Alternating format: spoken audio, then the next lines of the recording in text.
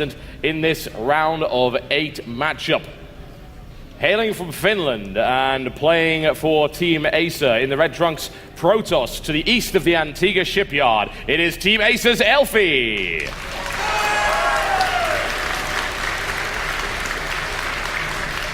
And it's almost as if he's got a little bit of local support. However, he is up against a very popular player in his own right, playing for Team Millennium, hailing from the country of France.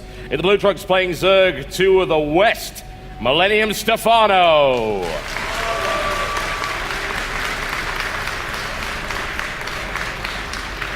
And just looking over the map pool for this best of 3 series once again, it is going to be Antigua, of course, Shakuris #2, and then Daybreak finally.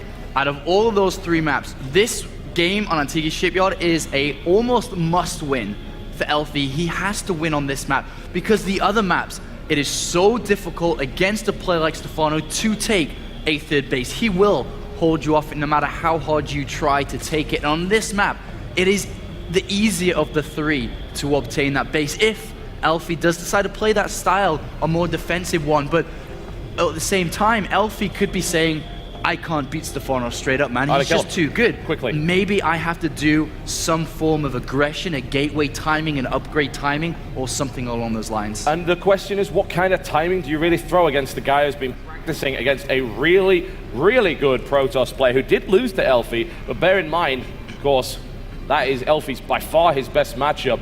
And Bling was able to defeat Polt yesterday. He's certainly no slouch. You practice against that guy every single day, tightening up all of your timings. And this is actually something Bling said to me, that you can't do anything like that against Stephano because he will defend it. And if you try something really cheesy, he'll just kill you. I think every answer was like, well, what about if you tried this? Like, no, he'll kill you with roaches. But what about no? No, he's got roaches, he'll kill you. And then you've got to think, well, where is Stephano weakest? And more to the point, where can you actually exploit that? Is it even possible to do so? Not many Protoss have managed to figure it out yet. Yeah, and like I was about to say that too. 30 games of Protoss players, yeah, nobody knows. And it's very difficult because the thing that makes Stephano the king of ZvP that he is that he will see and scout everything. There's nothing you can hide from him. And that allows him to prepare for everything that can come. And if he's prepared for everything to come, then that means you have to play straight up. You have to play a macro style.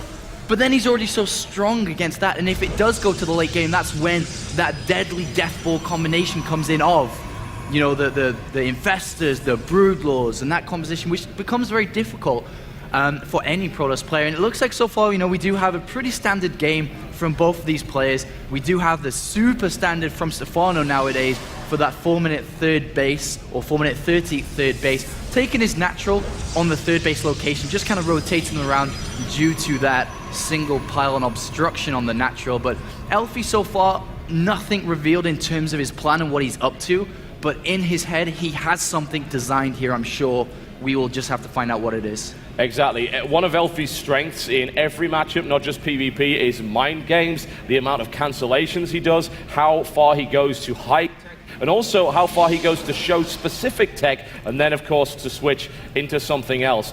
That perhaps could shake Stephano, there's a possibility, but there are only a limited number of combinations that you can end up using. And honestly, I think Elfi's going to want to, he doesn't want to take this to the late game. He will probably want to try and kill him in the next it's 10 or so minutes. He doesn't want to go any further than that, and the question is, can he pull it off? And so far, there's been no upgrade from Elfi from the Forge, which is 100 gas and missing from his overall structure of his gameplay, which means he's saving it for something. We're about to have a pylon finishing the main base. Whether we'll see a Stargate going down here, potentially to start to harass the economy of Stephano, or whether it'll be as we see a robotics facility coming down. And let's have a look at Stephano's overlord positions.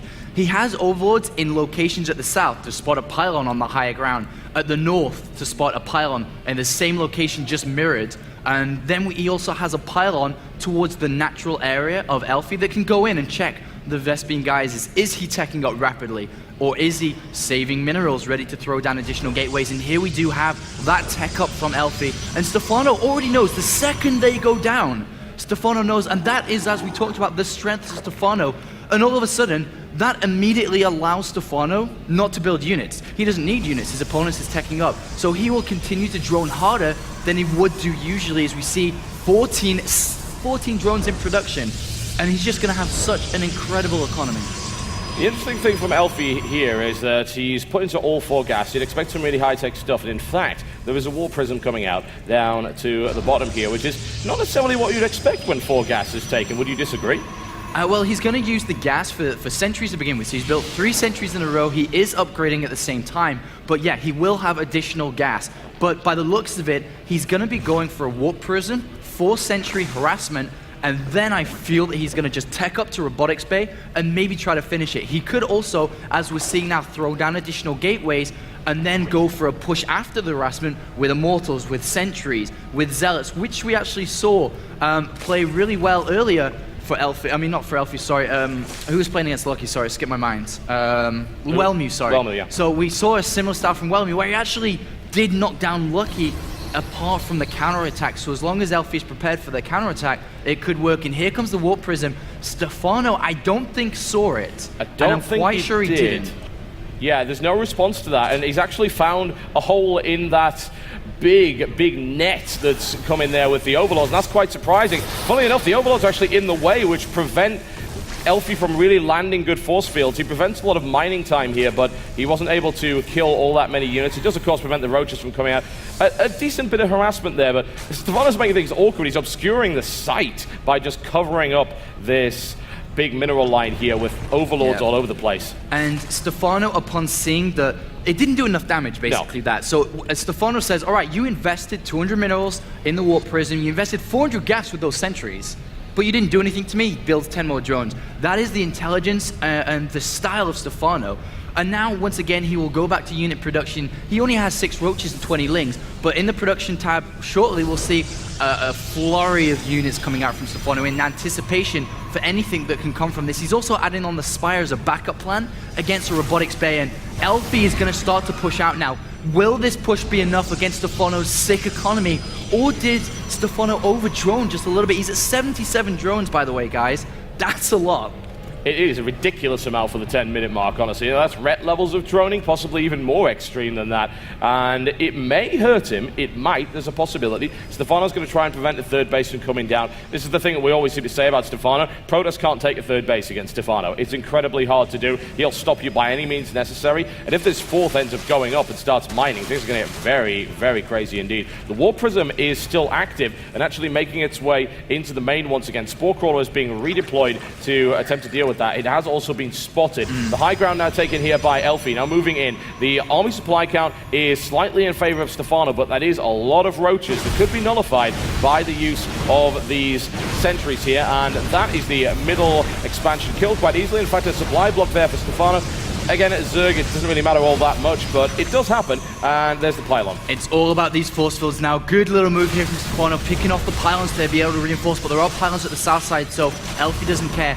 Elfi's army in a head-to-head battle, if he lands every single force field well, can beat Stephano's. It actually can. He can take this third base, and he's in an amazing position. He has to hit these force fields. He has to prevent Stephano from getting up close. He really does. He's got to make that happen. That was not a particularly good start. There's a lot of force fields wasted, but the amount of force fields he had is absolutely absurd. Funnily enough, Elfi keeps getting supply block because of all the pylons that keep getting sniped off here. He's going to go for that third and will most likely kill it. There's really no way to stop that from happening at this point, but what Stephano wants to do is crush this army and then roll over.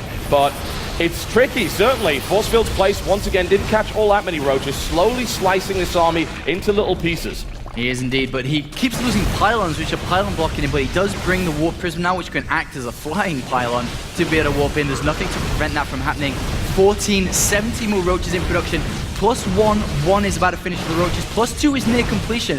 If Elfi wants to do something, he has to do it soon. Otherwise, the upgrades of the roaches could carry him through. But at the same time, look at the amount of stalkers. Sentry's still very key here. It's a very tense moment for Stephano. Knows that he's under trouble building so many spine crawlers. Elfi's going to get pincered here. The force fields have to cover his ass. There it comes. Yeah, he needs good force fields, and they're able to block off those roaches at the back, and he moves in, and there was no tunneling clause, just burrow. And now he tries to make his way through the forest with spine crawlers, which is very dangerous in and of itself. The Immortals target firing as much as they can. Bringing in the Warp Prism there, but the Force Field to come down needs a second wave of Force Fields. He's backing himself into a corner, and Stephano's looking to crush it, but a big Warp in, using the Warp Prism to bring in additional reinforcements directly into the fight. And now target firing on the Spine Crawler. Another one going down, more Force Fields placed. Good engagements here from Elfi, really good. Smashes his way through a good number of roaches up the side there. Stephano's army is actually crumbling here. And he's pulling drones. Stephano is feeling threatened against it because the warpings keep coming, but the force field energy is running out, and all of a sudden,